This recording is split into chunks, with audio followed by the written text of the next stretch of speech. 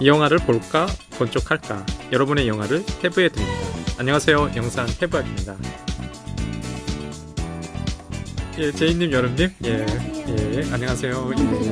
지난주 어떻게 이제 보내셨는지 지금 방송 듣고 있는 필름피터리 영상예과 청취자 여러분들 어떻게 지냈는지 궁금하네요.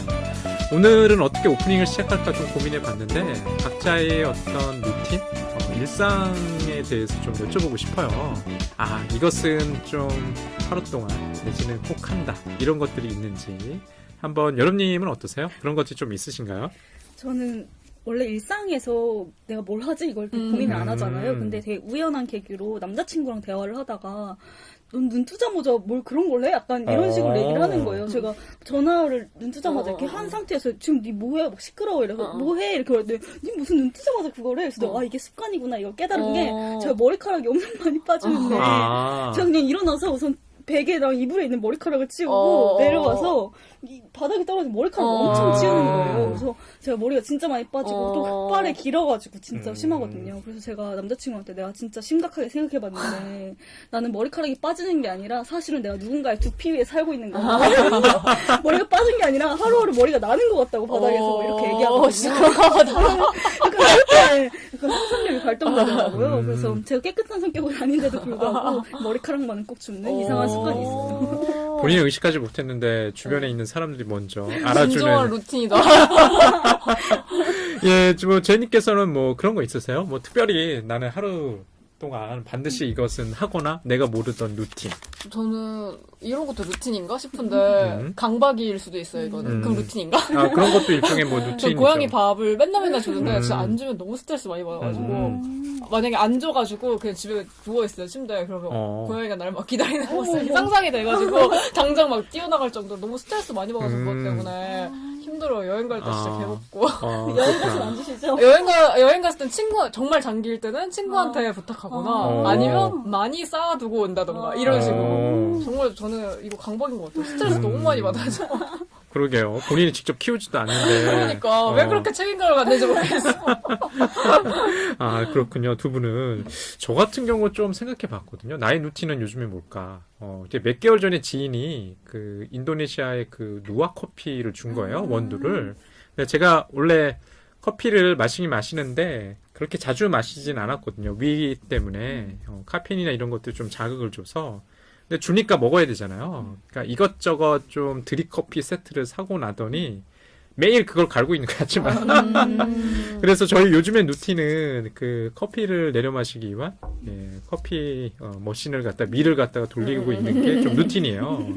근데 참 그 루틴이라는 게 그 이 방송 듣고 있는 청취자 여러분들도 그렇지만 이게 한번 생기면 강박처럼 계속 다가오기 때문에 포기하기 굉장히 좀 힘듭니다. 오늘 간략하게 각자 여러분들이 한번 루틴 생각해 보시고요. 오늘 여러분들과 함께 그 필름 필터링 나눠보고 싶은 영화는요. 드니 빌레브의 2016년도 작품인 컨택트라는 작품입니다. 원래 이제 원제는 컨택트가 아니라 어라이벌이죠. 어라이벌. 이 영화에 대해서 오늘 조금 얘기를 나눠보고 싶고요. 이 영화는 원작이 테드 창이라는 이제 미국의 소설가, 당신 인생의 이야기를 원작으로 하고 있습니다. 이 영화를 이제 아마 오늘 이것저것 얘기하다 보면은 이 소설가 어떤 영화적인 표현의 차이에 대해서 좀 열띤 이야기가 오고 갈 것 같아요.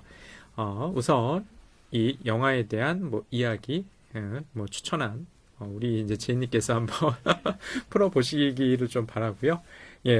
영상예과 필름 필터링 완벽한 스포일러 시작하겠습니다. 지금부터 스포일러를 남발하오니 주의하여 들으세요. 네, 처음에 시작은 에이미 애덤스가 연기하신 루이스의 딸이 아프고 그녀를 잃는 장면을 애절한 장면, 너무나 슬프죠?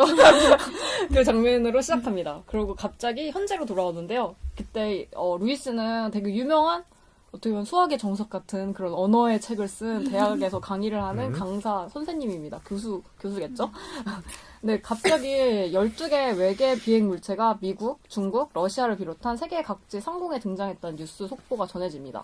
그래서 학생들은 막 홀로 우리의 마음같이 이런 순간에 어떻게 수업을 해요? 약간 이런 느낌, 이런 어필을 해가지고 루이스는 무슨 일이지? 하고 수업을 마치고 다시 집으로 갑니다. 그래서 거기서 무슨 일이 있나 이렇게 상황을 살펴보고 있는데 나중에 웨버 대령이라는 높은 고위직에 있는 대령이 찾아와서 언어 해석학자인 루이스에게 외계인의 언어를 번역해달라고 부탁을 합니다. 그래서 음성을 웨버 대령이 루이스에게 들려주는데요. 루이스는 이런 거는 알 수 없다. 우리 언어 해석이라는 것은 직접 대면을 해야지 이게 해석이 가능하다라고 말을 해서 처음에 대령은 반대를 하지만 결국에는 루이스는 외계 비행물체가 있는 몬테나주로 떠나게 됩니다.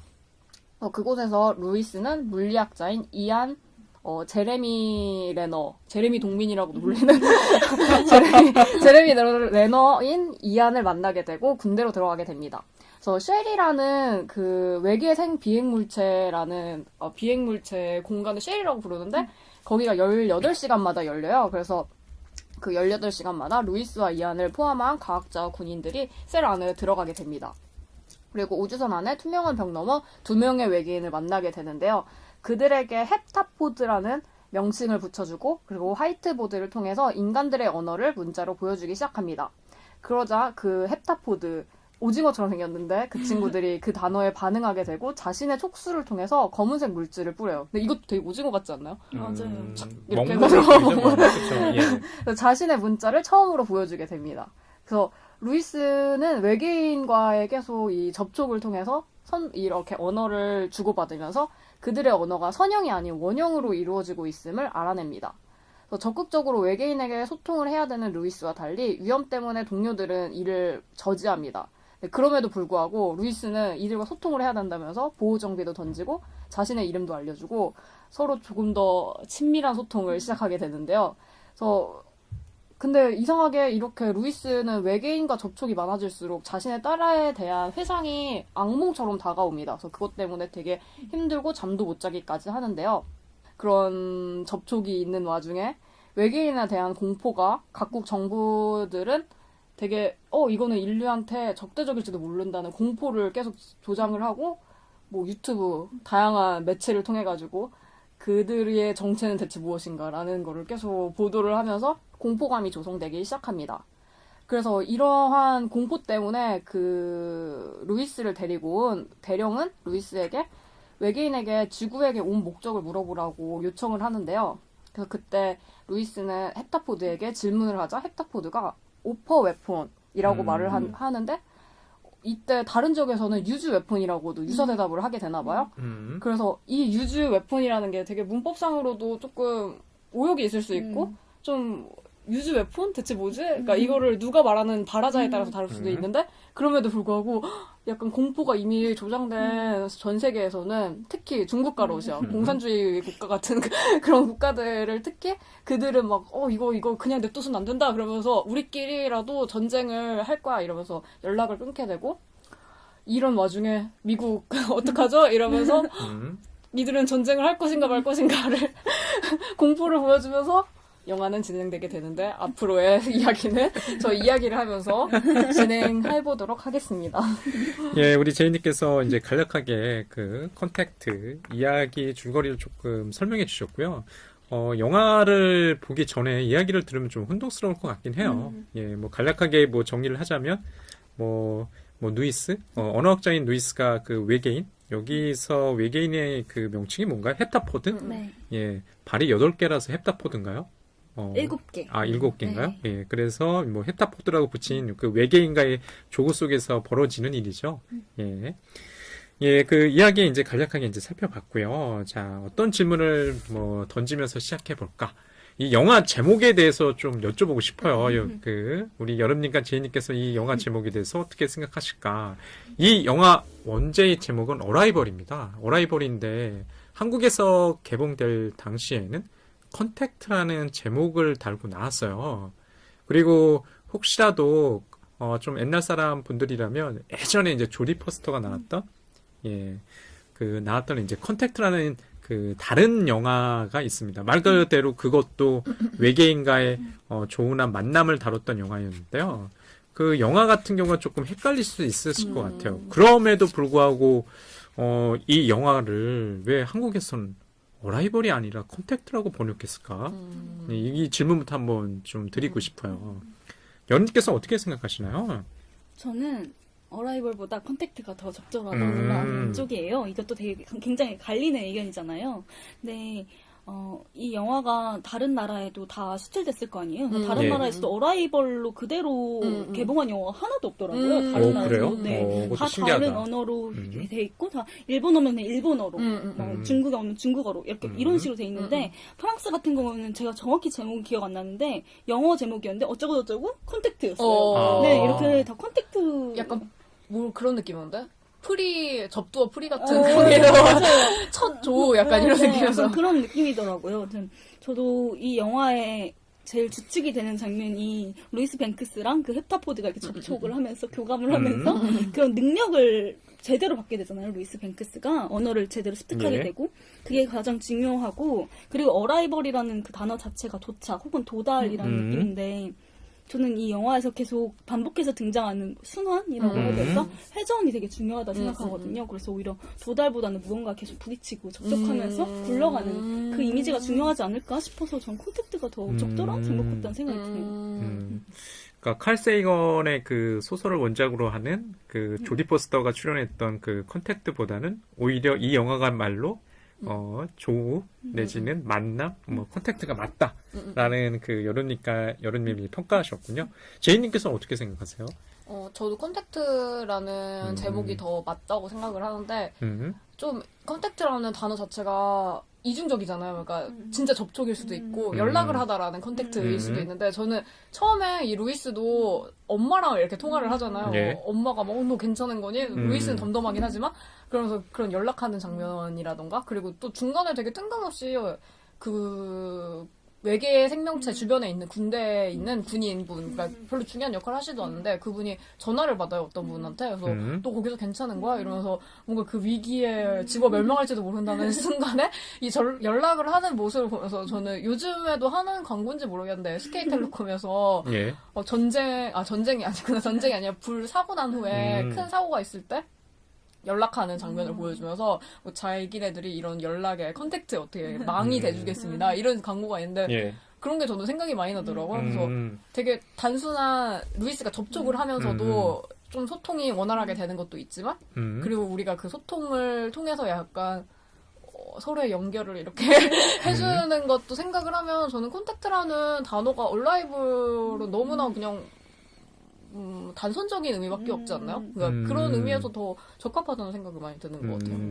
그러니까 보면은 그런 논란이 있을 것 같아요. 그러니까 컨택트나 어라이벌이나 그러니까 우리가 쓰고 있는 단어들이라는 게 꼭 한 가지 의미만 쓰이는 게 아니라 여러 가지 용례 속에서 다른 의미로 파생되잖아요.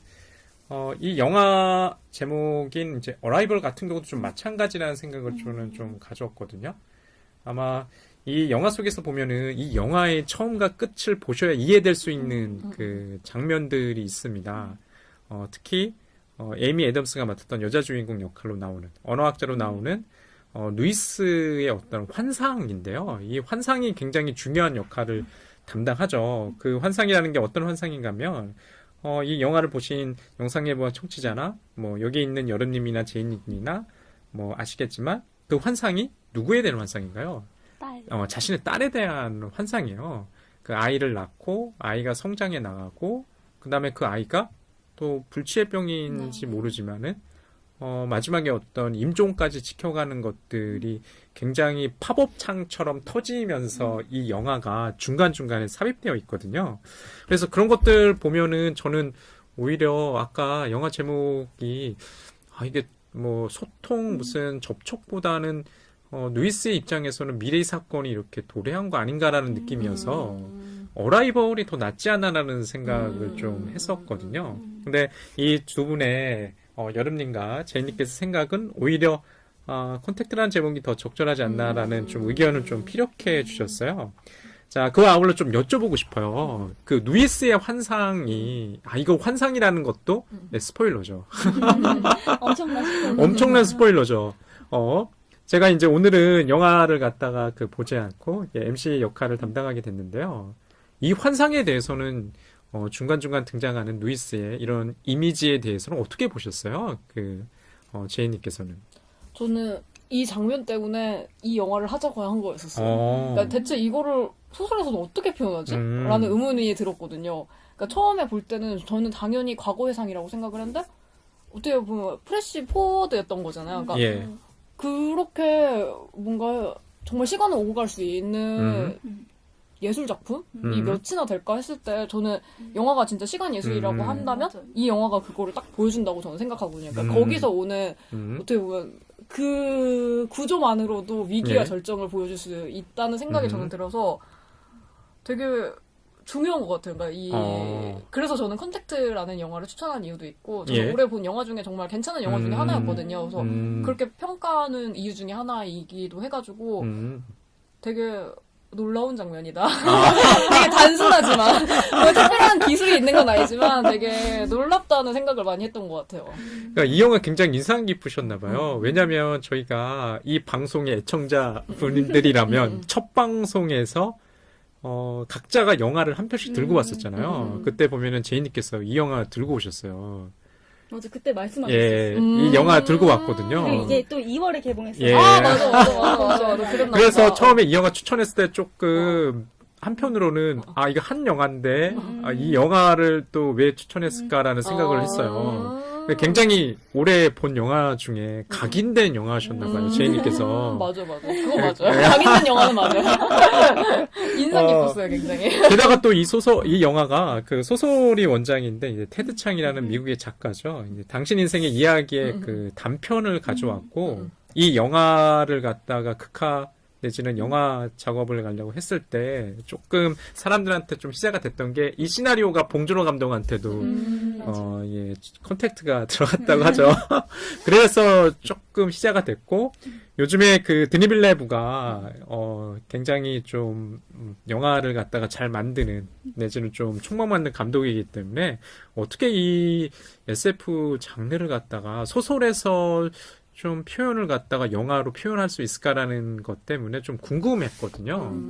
근데 지금 제이님께서 설명하시기에는 이 영화가 소설보다 더 낫다고 이렇게 좀 평가 내지는 굉장히 소설을 안 봐가지고 그렇게 말하기는 어렵지만 좀 그래도 좀 영화가 가질 수 있는 영화가 행할 수 있는 예술을 최대한 그러니까 특별한 뭔가 기술 없이 그러니까 우리가 늘 생각하는 정말 평범한 것들로 정말 장인 정신처럼 이렇게 만드는 영화라는 생각을 많이 했던 것 같아요. 진짜 이 영화가 SF 장르로 좀 분류될 말 할 것 같아요. 그런데 굳이 이게 SF인가? 우리가 보통 SF나 이런 것들에 때 기대하는 것들 있잖아요. 특히 할리우드 영화에 화려한 스펙타클 아마 뭐 스타워즈나 이런 것들 생각하시면 알 수 있을 것 같은데 그런 것과는 좀 거리가 먼 것 같다는 생각이 좀 들었어요.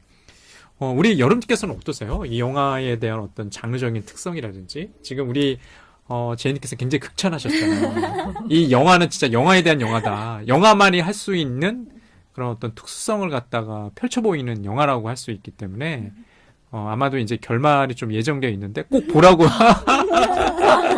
추천할 것 같은데 어떻게 이제 좀 보셨는지 좀 궁금하네요.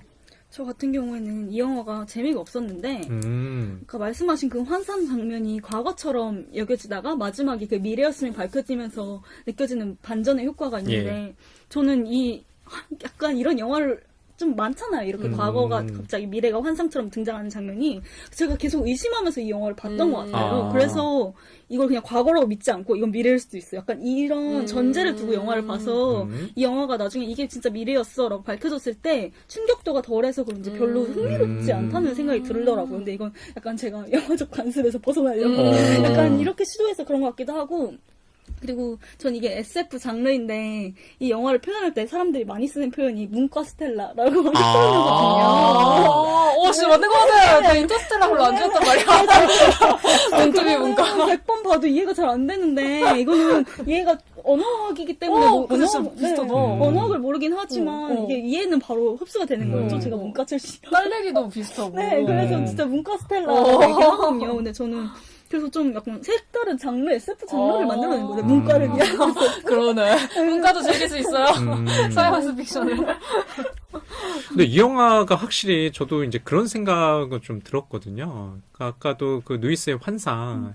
이게 환상인데 단순히 정말 이게 판타지인지 아니면 정말로 벌어졌거나 벌어질 일인지는 영화를 보고 나서야 확인이 되세요. 대개의 경우는 제이님처럼 관객들은 이미 시간적으로 누이스한테 벌어진 일이구나라고 가정을 하고 영화를 따라가기 마련인데 우리 제이님은 그러는 건데 제이님이나 대다수의 관객들은 그럴 텐데 여름님처럼 좀 영화에 질문을 던지시는 분이라면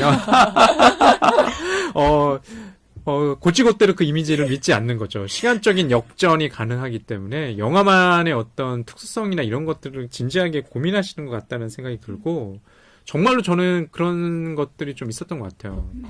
이게 정말 영화는 편집의 예술이고 시간의 역전이 편집에 따라서 그 배열의 뭐 위치나 순서에 따라서 벌어지기 때문에 정말 영화적이라는 생각도 들었고 영화만의 어떤 예술 형식 내지는 예술 양식이 가지는 좀 특색이 있지 않을까라는 생각도 좀 했던 것 같아요. 아마 청취자 여러분들도 영화를 보셨거나 보실 분들이라고 한다면 그런 질문을 좀 가지고 보시면 어떨까 하는 좀 생각도 좀 들어가네요. 예.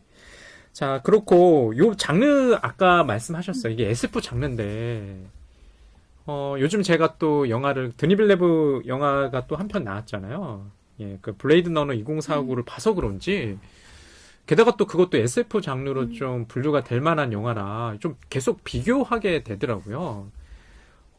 물론 촬영 감독이나 뭐 스태프는 좀 달라질 수는 있지만 이 감독이 이 SF라는 장르를 접근하는 게 기존 SF 장르를 접근하는 것 좀 다르다는 생각이 좀 들었거든요. 그러니까 장르에 별로 그렇게 구애받지 않는다는 생각이 좀 전 들더라고요. 굳이 이게 SF인가? 아까도 이제 문카스텔라라고 인터스텔라와 비교해 보면 누구라도 좀 잘 따라가고 이야기를 갖다가 좀 즐길 수 있을 만한 것 같다는 생각이 들어서요. 이 장르적인 특색에 대해서는 어떻게 생각하세요?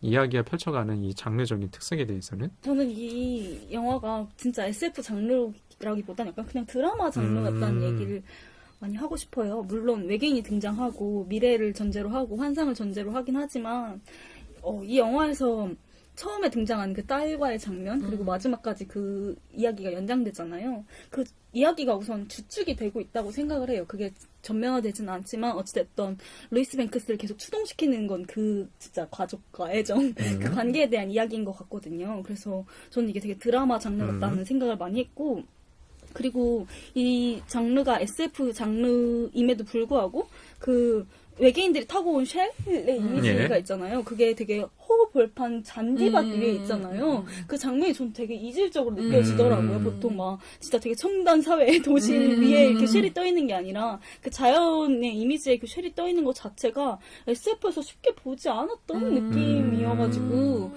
이전 장르 SF 장르 영화랑은 좀 다르지 않나라는 생각이 들더라고요. 그렇군요. 그러니까 제이님께서는 어떻게 생각하세요?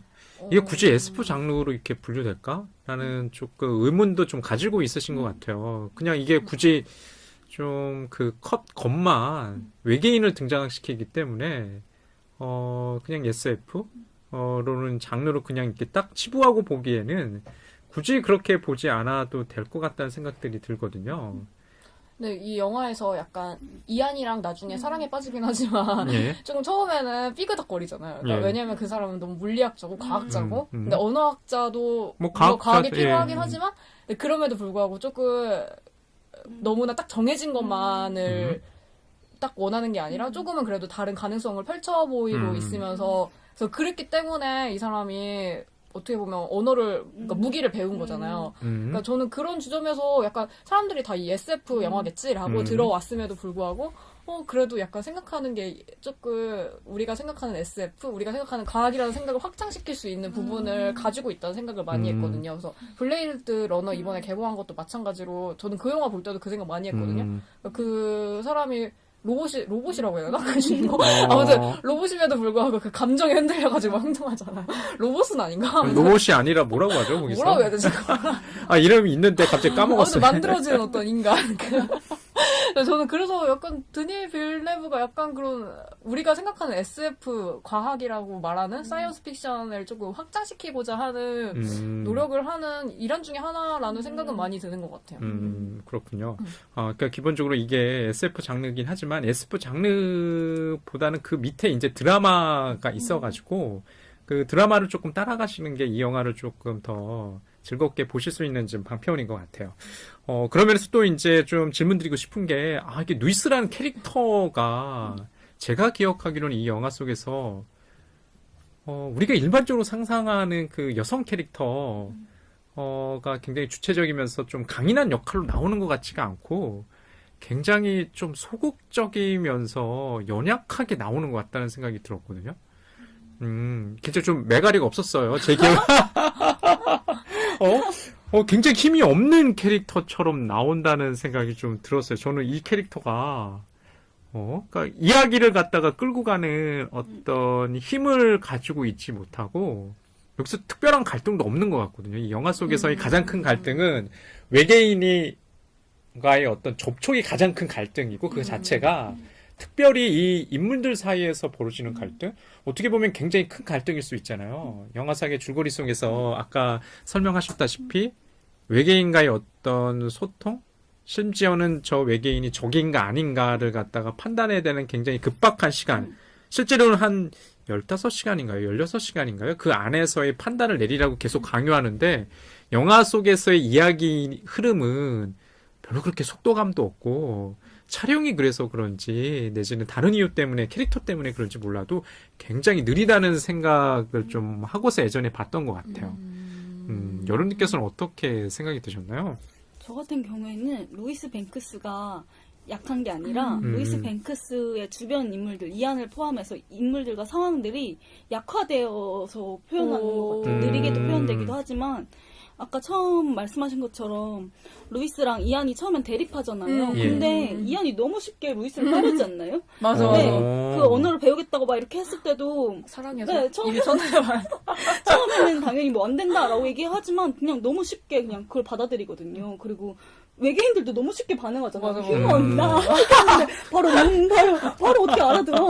약간 그런 느낌이에요. 그게 약간 계속 반복되는 것 같고, 그게 또 느린 화면과 그 거의 없는 효과음? 약간 이런 식으로 루이스 뱅크스의 캐릭터가 약한 건 아니에요. 분명히 이야기를 이끌어가고 있음에도 불구하고 다른 상황들이 다 그렇게 영화를 전체가 그렇게 만들어진 느낌이더라고요. 그래서 저는 이 영화가 문카스텔라라 말하고 아까 블레이드 러너 얘기하시면서 그 로보트가 뭐 감정에 결국 호소하게 된다는 것처럼 여기서도 에이미 아담스랑 그 제레미 러너를 비교하면 문과와 이과잖아요. 근데 문과를 중시하는 거잖아요. 그래서 언어학이 중심이 되잖아요. 그것처럼 SF 장르임에도 불구하고 그런 언어학적인, 인류학적인 약간 그런 걸 더 인문학적인 걸 드닌 블레이드 러너도 계속 맞아, 강조하고 맞아, 있다는 맞아, 느낌이 맞아. 오히려 들더라고요. 그러니까 속도감은 확실히 좀 뭐랄까 없는 것 같아요. 아까도 그 블레이드 러너 2049를 저기가 격가지로 드니 빌레브 감독이 연출을 했기 때문에 얘기하게 되는데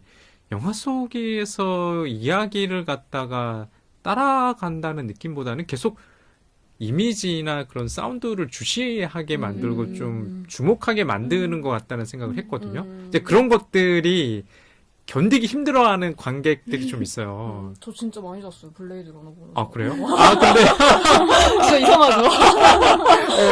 이 영화를 그렇게 높게 평가하시는 분이 진짜 이상하죠? 저는 되게 의아하다 생각했어요. 빌레브 씨한테 죄송하네. 이러면서 정말 많이 잤어요. 그래서 굉장히 느리다는 느낌. 그래서 그러니까 좀 관객들로 하여금 이게 느리다는 것은 이게 견디기 힘들어한다는 것은 우리가 계속 사고하게 만드는 거잖아요. 생각하게 만들거든요. 이 영화도 좀 그런 느낌이었지 않나? 라는 생각을 했어요. 특히 그 외계인 여기서 뭐라고 부르 헵타포드. 그냥 이제 아까도 발 몇 개 달린 그냥 생명체라는 이름을 헵타포드라고 붙이잖아요. 그러면서 이제 막 소통을 시도하죠. 아까도 이제 그 영화 제목과도 연결되는데 이 외계인과의 조에 있어가지고 루이스가 헵타포드와의 어떤 소통에 대해서 그 장면에 대해서는 어떻게 보셨는지 좀 궁금해요. 그 장면이 저는 제가 기억으로는 잘 이해가 잘 안 되더라고요. 굉장히 이제 그 외계인의 언어에 대한 어떤 자막도 나오지 않나요? 네. 그러면 여러 가지 이제 인간의 언어와 다르다라고 해서 설명하는데 너무 빠르게 지나가서 솔직히 아까 문과 스텔라라고 말씀을 하셨는데 그럼에도 불구하고 이야기를 언어학 너무 어려워요. 금방 와닿지는 않았어요. 제가 이제 생각나는 에피소드는 그 계속 이제 여기서 등장하는 포레스트 휘테커 웨버 대령이 계속 그 좀 추동하잖아요. 계속 압박하죠. 빨리 우리는 그 외계인들의 어떤 의도를 갖다가 발견해내야 된다. 그러면서 얘기하기를 갖다가 그때 루이스가 드는 에피소드가 하나가 있어요. 처음에 그 호주에 간 유럽인들이 캥거루를 발견하고 저게 뭐냐라고 물었을 때 캥거루라고 이제 답변했다는 거죠. 그런데 알고 보니까 그게 의미는 뭐였냐면 나도 모른다라는 의미를 갖다가 캥거루라는 이름이 지금의 이제 캥거루를 부르는 이름이 되었다라고 이렇게 응답하는 대목이 있거든요. 그러면서 좀 여담이긴 하지만 그러면서 이제 자신이 이제 루이스가 그 대령을 설득하긴 하지만 마지막에 이제 그 얘기에 대해서 얘기하죠. 이거 뻥이야. 이런 대목들이 좀 나오거든요. 그래서 이 외계인과의 소통에 대해서는 좀 어떻게 보셨는지 좀 궁금해요. 좀 저는 좀 지루하다는 느낌도 좀 가졌던 것 같아요. 그 당시에. 저는 약간 이 영화를 저는 좀 높게 평가하는 이유 중에 하나가 이 영화가 영화에 대한 영화라고 생각하기 때문이거든요. 근데 아까 말한 그런 영화가 가질 수 있는 시간 예술을 표현하는 것도 있지만 마치 이 외계인을 처음 만났을 때 저는 그런 모습이랑 비슷하다고 생각했거든요. 우리가 처음 영화를 봤을 때 예를 들어서 그 르미에르 형제 예. 그 기차에 도착을 왔을 때 사람들이 그거 보고 놀래라 이러면서 도망가고 그랬다잖아요. 그러니까 그런 것처럼 헵타포드도 약간 이게 뭐야? 이러고 사람들이 다, 여기 다가가면 안 돼. 이러면서, 막 무서워하는데, 마치 그 헵타포드랑 접촉하기 전에 예. 어떤 막 같은 게 하나 있는데, 그게 마치 스크린, 약간 벽 같이 있죠. 스크린 같은 게 생각이 많이 나더라고요. 그래서 처음에, 그래서 루이스 같은 경우에도, 루이스 실적으로 한번 그거를, 그 헵타포드를 보는 장면이 있는데, 그 안전모라고 해야 되나? 방한모 같은 것 때문에 습기가 차가지고, 그 화면이 잘 안 보이고, 왜곡되어서 보이는데 약간 그때는 루이스도 되게 낯설어해요. 근데 그럼에도 불구하고 루이스가 우리는 소통을 해야 된다, 컨택트를 해야 된다 해가지고 적극적으로 스크린에 접촉도 하고 이렇게 하면서 그 과정이 일련의 과정들이 지나가면서 그 스크린이라는 그러니까 프레임? 어떻게 보면 창문이라고 할 수 있는 그 프레임이 점차 사라지더라고요. 그래서 그런 것도 마치 이 헵타포드가 영화라는 신기술을 접촉하는 것 같아가지고 좀 영화에 대한 영화 같다는 생각이 들기도 했고 그리고 마치 어떻게 보면 한 번 더 인지시켜준 거잖아요. 여름씨 같은 경우에는 어떻게 보면 예민하게 기민하게 그거를 받아들인 걸 수도 있는데 보통의 저 같은 관객은 그거 보면서 당연히 저거 과거 아닌가? 이렇게 봤을 때 그걸 한 번 깨트려주잖아요. 그러니까 아니야 이거 미릴 수도 있어. 약간 보여주는 것 자체도 어떻게 보면 이게 헵타포드가 루이스한테 새로운 언어를 알려준 것처럼 이 컨택트라는 영화가 우리한테 영화는 이런 거야. 이럴 수도 있어. 라고 알려주는 어떤 새로운 신기술을 무기를 주는 듯한 느낌이 저는 들어가지고 그런 접촉하는 장면도 마치 영화를 처음 만난 우리에게 이 영화가 얘기하는 것 같아가지고 되게 그런 지점들인가 좀 SF 영화로서는 아니더라도 뭔가 영화에 관한 영화로서 되게 재밌더라고 이런 방식이. 굉장히 지금 영화를 갖다가 공부하셨던 분인지라서 영화를 보는 이제 결이 조금 다르다는 생각을 종종 가졌어요. 저도 이제 그 장면이 생각이 나는데 그때 이제 저의 느낌이나 이런 것들은 굉장히 답답하다는 느낌이었던 것 같아요. 지금 방호복 입기 전에 원하든 원치 않든 그 프레임이라는 게 그 안에서만 갖춰져 있거든요. 그런데 어느 순간 그 루이스가 방호복을 벗고서 외계인과 직접 접촉하고 소통을 시도할 때 좀 확장된 느낌을 가졌던 것 같아요. 지금 드는 느낌이. 그래서 영화 속에서의 그 표현들이라는 게 그 프레임의 비율도 이제 그렇게 방어복과 이전과 이후로 나눠지면서 확장된 느낌을 좀 가졌던 것 같네요. 예. 여러분께서는 어떻게 보셨어요? 그 헵타포드의 언어와의 이런 조흡? 뭐 이런 것들이 뭐 소통? 내지는? 저 같은 경우에는 제가 그 약간 미래일 거야. 이렇게 처음부터 예측을 해서 그런지 모르겠지만 너무 다 직설적이라고 생각했어요. 이 영화 전체가. 그래서 그 헵타포드의 언어 자체도 원형이잖아요. 그것도 제가 아까 콘택트 설명하면서 말했듯이 이 영화에서 계속 돌고 도는 회전, 순환을 얘기하는 것 같아서 전 그게 저 원형 쓴 거부터 좀 이상해. 아, 이렇게 시작해. 일종의 그걸 상징으로 조금 네. 받아들이신 거 그렇게 아니에요? 생각했고 또 12개국인 것도 12개면 시간이 당연히 생각이 나서 또 오, 지금 처음 알았어요. 12개국이 엄청 강조하더라고요. 그래가지고 12개국 좀 이상한데? 이렇게 싶었고 또 18시간마다 문이 열리는데 18시간 24시간의 순환이나 12시간은 아니지만 만약에 6시에 문이 열렸으면 그 다음에는 12시에 열리는 거잖아요. 그래서 12시에 예. 열려서 들어가서 거기서 시간을 뭐 얼마 못 쓰잖아요. 예. 그럼에도 불구하고 12시부터 시간을 쓴다는 건 6시로 가는 과정이라는 생각이 들더라고요. 그래서 계속 그냥 미래로 가는 과정이 그 짧은 시간 내에 응축되어 있다라는 생각이 되게 많이 들어가지고 저는 그 접촉 자체도 너무 직설적이다라는 생각이 들었는데 저도 원작 소설은 안 읽어봤거든요. 근데 이번에 방송 때문에 준비를 하다가 보니까 이 원작 소설에서는 그 헵타포드의 언어가 원형이 아니라 엄청 복잡한 형태의 그냥 단어라고 하더라고요. 그래서 영화를 위해서 또 시각화를 위해서 그렇게 원형으로 아예 약간 직설적으로 표현했다라고 나와 있더라고요. 야, 그것도 좀 특이하네요. 그러니까 변주가 된 게 소설 속에서 저도 당연히 이 언어가 어떤 시각적인 있는 원형 언어라고 그냥 생각을 했거든요. 근데 그것도 각색을 한 거네요. 영화적인 표현을 위해서 그런 것들을 좀 변주했다는 것도 좀 재미난 구석인 것 같네요. 그럼 그 언어가 소설에 써있을까? 그 복잡한 그게? 아, 그 단편이기 때문에 그 정도로까지는 그런 거. 세세하게 묘사되어 있을 것 같지 않아요. 그런데 궁금하다. 그 빈틈을 갖다가 이 시나리오 각색하고 아니면 이 연출하는 드니빌레브가 굉장히 많이 채워넣었다는 생각이 들거든요. 그래서 뭐 어떤가요? 예. 아직 얘기 도중에 끊어서 미안해요. 그래서 그 접촉 장면이 너무 직설적이었기 때문에 이 영화의 주제를 너무 쉽게 파악할 수 있었던 것 같아요. 저는 이 영화에서 제일 중요한 게 언어학이라고 생각을 하는데 그래서 되게 번역의 문제가 되게 중요한 번역. 나오잖아요. 예, 그렇죠. 헵타포드에게도 처음에 그 인간의 언어 또 그 영어긴 하지만 또 영어를 알려주지만 결국에는 그 헵타포드가 영어를 알아듣기 위해서가 아니라 결국엔 헵타포드의 언어를 인간이 이해하기 위해서거든요. 그게 약간 다 번역의 문제랑 번역의 딜레마를 계속 보여주는 것 같다는 생각이 들었고 또 헵타포드라는 그 용어 자체가 그 인간 중심적이죠. 네, 그렇죠? 7개 예. 플러스 발, 헵타가 7개고 포드가 발이래요. 근데 그게 어원이 또 그리스어라고 예, 하더라고요. 예. 네, 근데 히라보. 모든 평소에 저도 언어학에 관심이 있는 건 아니지만 그런 저서를 읽을 때마다 늘 어원을 따질 때 무조건 그리스어로 올라가잖아요. 맞아, 네, 맞아, 그래서 맞아. 완전 그런 언어의 완전 기원을 이야기하고 있고 그 음. 소통의 기원을 이야기하고 있다라는 생각이 들더라고요. 지금 이제 연우님께서 설명하시는 거 듣다 보면은 이 영화가 가지는 그 소재나 그런 것들에 대해서 뭐 상징적인 것들이 기존에 이제 깔려 있는 것들이 너무 많은 것 같다는 생각이 들어요. 그러니까 이렇게 영민하신 관객이 보면 너무 그게 좀 전면화돼서 이렇게 보이니까 좀 흥미가 떨어질 것 같다는 생각도 좀 들어요. 아까도 그 12개, 12개 저는 전혀 저도 상상해 보지 못했거든요. 연필 한 닫습니다.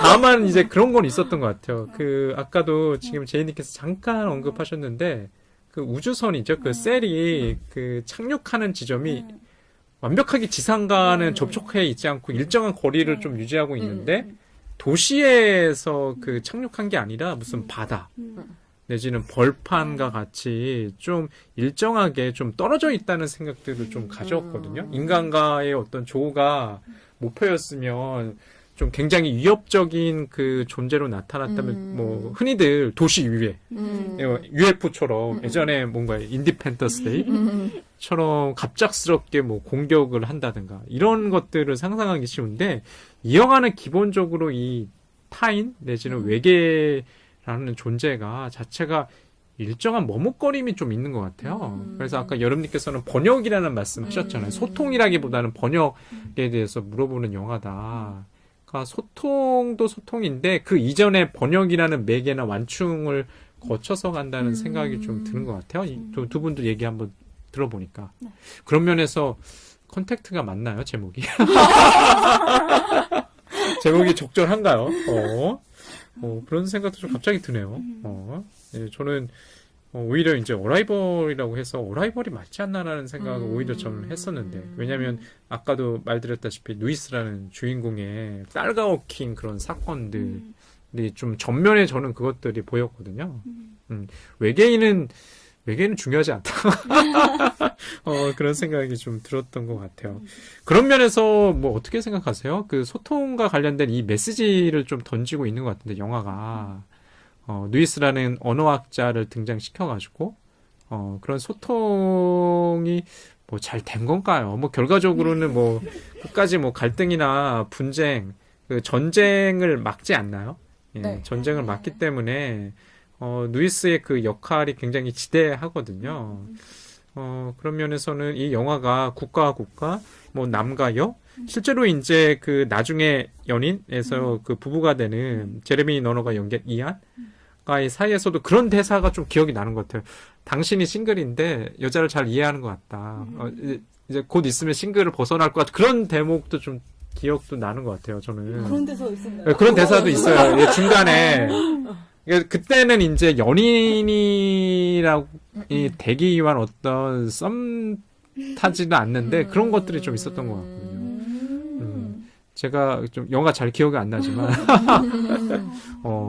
그런 면에서 메시지는 잘 전달이 된 것 같다는 생각이 좀 들거든요. 어떠신가요? 이 영화 속에서 컨택트 아까도 이제 소통이나 번역과 관련된 뭐 질문을 조금 많이 이제 던지고 있는데 저는 이 영화를 좋게 평가하는 두 번째 이유. 봐봐. 그냥 되게, 그냥 이거는, 이런 앞서 말했던 거는 추후에 생각한 것들이고, 이 영화를 보고 난 직후에 느꼈던 감정은 그런 거였거든요.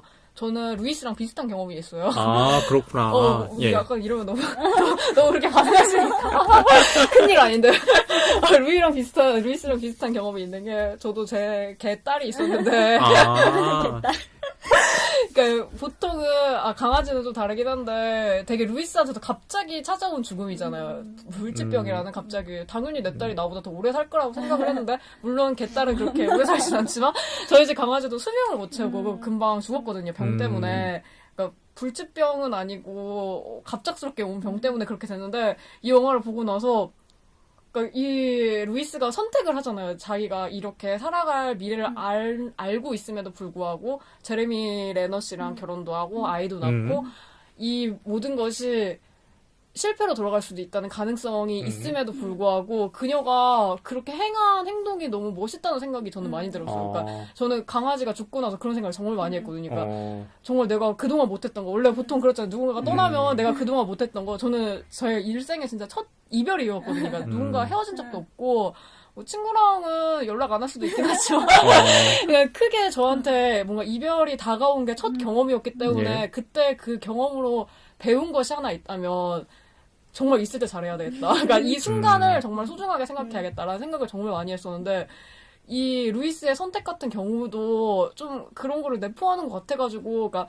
나는 이게 잘못될 걸 알지만 그럼에도 불구하고 나는 나아갈 거야. 그러니까 강아지 같은 경우도 진짜 반려동물 키우시는 분들은 다 아시겠지만 정말 이 강아지가 우리보다 덜 살 걸 알잖아요. 그럼에도 불구하고 이들한테 정말 사랑을 많이 내먹는 것이잖아. 그러니까 그런 거 보면 되게 정말 루이스에 비하면 정말 소소한 경험이긴 하지만 그래도 뭔가 우리가 왜 그래도 사랑을 할까? 왜 우리가 이거를 할까? 이 행동을 할까라는 의미를 부여하는 듯한 느낌이 들어가지고 딱 이 영화를 보고 나왔을 때 느낀 감정으로는 이런 지점들이 너무 좋았었거든요. 그래서 갑자기 일종의 지금 말씀하시다 보니까 어떤 번역과 소통의 문제에서 약간 결단의 문제로 좀 결이 넘어가는 것 같아요. 그러니까 누이스의 결단이 굉장히 죄송해요. 저 예. 너무 얘기가 우회적으로 갔는데 그래가지고 소통을 하는 중요성이 많이 생각이 됐던 것 같아서 더 소통에 더 맞다고 생각했었어요. 그렇군요. 예. 어떻게 보면 누이스가 선택하지 않았으면 벌어지지 않았을 일이잖아요. 지금 이제 얘기 듣다 보니까 그럼에도 불구하고 저는 결단을 내리고 뭐 소통을 통해서 갔다는 게 굉장히 좀 진지하게 받아들여진 것 같아요. 그래서 그 이미지들이 그 환상이 그냥 환상처럼 보이지 않는 것 같아요. 오히려 더 중요한 어떤 그 인상처럼 제게 좀 전달이 되는 것 같아요. 우리 청취자 여러분들은 어떻게 생각하실지 모르겠지만 예, 영화를 보셨거나 보실 분들이라면 예, 오늘은 지금 드리블랩의 이제 컨택트를 지금 얘기하고 있습니다. 드디어 필름 필터링의 시간. 예, 이 영화를 볼까 본척할까. 예, 그 결단의 시간이 왔는데요. 여름님께 한번 일단 먼저 그 질문을 드려야 될 것 같아요. 이 영화를 볼까요? 번축할까요? 저는 이 영화를 보면서 굉장히 많이 졸렸고 음. 여러 번 봤음에도 불구하고 꼭 같은 장면에서 같이 졸리더라고요. 그런 영화가 있어요. 네, 그러더라고요. 근데 그럼에도 불구하고 이 영화는 보셨으면 좋겠어요. 확실히 정말 SF 장르에서 문과 스텔라, 문과들을 위한 SF 장르가 탄생한 건 분명히 맞고요. 제가 이 영화를 보면서 또 인상 깊었던 건 이 영화에서 제일 높이 평가받는 것 중에 하나가 음향이잖아요. 사운드가 저는 사운드. 굉장히 좋았거든요. 근데 저는 이 시기 한 올해 2월 한 이때 초에 개봉한 영화들의 유행이었던 것 같아요. 약간 이런 사운드를 쓰는 거 진짜 배경음악이 음악. 아니라 약간 기계음 비슷한 그런 사운드를 쓰는 영화를 되게 많이 봤거든요. 특히 에이미 아담스 씨가 또 이 개봉했을 쯤 했던 녹터널 애니멀스도 약간 비슷한 효과음이 되게 많이 나와서 전 이 영화를 보면서 이런 효과음을 진짜 제일 잘 쓰고 있는 영화다라는 생각이 많이 들어가지고 그냥 이야기뿐만이 아니라 영화적 효과를 보기 위해서 이 영화를 다시 한번 보시는 게 어떨까 하고 추천드리고 싶습니다. 여름님께서는 이제 필름 필터링에서 예, 드니 빌레브의 컨택트를 추천하셨네요. 아, 꼭 보셨으면 하는 영화로. 네. 예, 우리 뭐 제이님께서 좀 답변이 예정되어 있을 것 같긴 한데. 답정너지만 그냥 똑같아요. 햅터처럼 말해보세요. 예, 말씀해 주세요. 예. 저는 이 영화 봤으면 좋겠고 너무 제가 이 영화를 너무 좋아해가지고 정말 약간 뭐라고 하지? 너무 방송하면서 너무 우회적으로 막 내가 하고 싶은 얘기 막 하고 싶어가지고 너무 막 난잡하게 얘기한 것 같아서 청취자분들이 죄송하세요. 그래도 그럼에도 불구하고 저희 얘기를 듣고 이 영화를 보고 싶다는 생각을 많이 하셨으면 좋겠고 봤던 분들은 저희와 많은 이야기를 공감하면서 듣는 시간이었으면 좋겠네요. 아무래도 이제 제이님께서는 누군가요? 딸강아지. 딸기야겠다. 딸기. 그 경험이 굉장히 각인되어 있으신 것 같아요. 그러니까 사랑하는 사람 내지는 그 존재와의 어떤 이별? 그것들이 좀 개인적인 체험이 이 영화를 선택하게 만들었고, 영상예방 청취자 여러분들께 강력하게 추천하는 그런 동기가 되어 있는 것 같습니다. 예, 오늘은 드니 빌레브 감독의 2016년도 작품이었던 컨택트를 한번 다뤄봤고요. 청취자 여러분들도 좀 이 제목과 관련해서 이 영화를 좀 진지하게 한번 선택해 보셨으면 좋을 것 같습니다. 예, 오늘 영상해부왕 필름 피터링 시간은 여기서 끝나기로 하고요. 추운 계절, 가을 잘 건강에 유의하셔서 좀 보내셨으면 좋겠습니다. 예, 고맙습니다. 감사합니다.